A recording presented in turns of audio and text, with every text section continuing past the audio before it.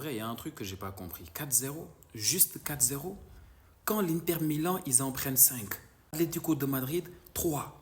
Comment l'Inter Miami se débrouille pour prendre que 4 buts? Comment? Mais c'est pas possible. Ce qui m'a le plus plu maintenant dans ce match, c'est que les gens vont enfin comprendre quand on leur dit que c'était miraculeux de voir cette équipe sortir des poules. C'était miraculeux. Tout ce que Messi fait depuis qu'il est là, c'est exceptionnel. C'est le meilleur buteur, c'est le meilleur dribbleur, c'est le meilleur passeur, c'est le meilleur joueur. Il fait tout dans cette équipe. Il fait tout. Et de l'autre côté, le PSG, c'est même pas une équipe à présenter. C'est la meilleure équipe du monde. C'est la meilleure équipe d'Europe actuellement.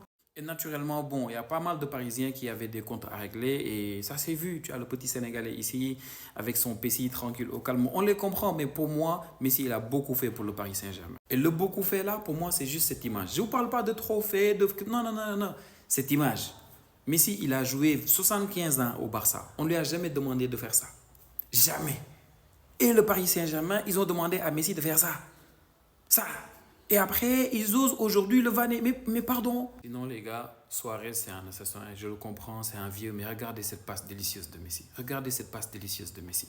Vous comprenez maintenant pourquoi avec l'Argentine, Messi, il est bien. C'est parce que là-bas, il a des joueurs. Imaginez Alvarez à la place de Suarez. Non, la Coupe du Monde 2026, elle promet. Messi, il a toujours les trucs. Il a les passes, il a les astuces. Vous l'avez vu en deuxième mi-temps. C'était lui, au fait, la seule lumière de cette équipe. On a vu la bourde de Busquets en première mi-temps. Pour moi, personnellement, très sérieusement, en deuxième mi-temps, on a vu que lui, Enrique, c'est comme s'il avait donné des consignes. Ils ont un tout petit peu baissé, on va dire, de rythme. Ils n'ont pas été tout le temps portés sur l'attaque. Il y a eu quelques occasions par moment. Et pour moi, c'était bien. On savait que ce n'était pas le même niveau. C'est comme une équipe européenne professionnelle avec une équipe amateur, quoi. Ça donne les vibes de Auckland, quoi. Vraiment. Mais sinon, c'était un bon match personnellement pour moi. Voir l'Inter Miami être testé comme ça. Et si vous débattez avec vos potes là qui vous disent oui, mais si l'Inter Miami, dites-leur que l'Inter Miami, ce n'est pas la meilleure équipe de la MLS.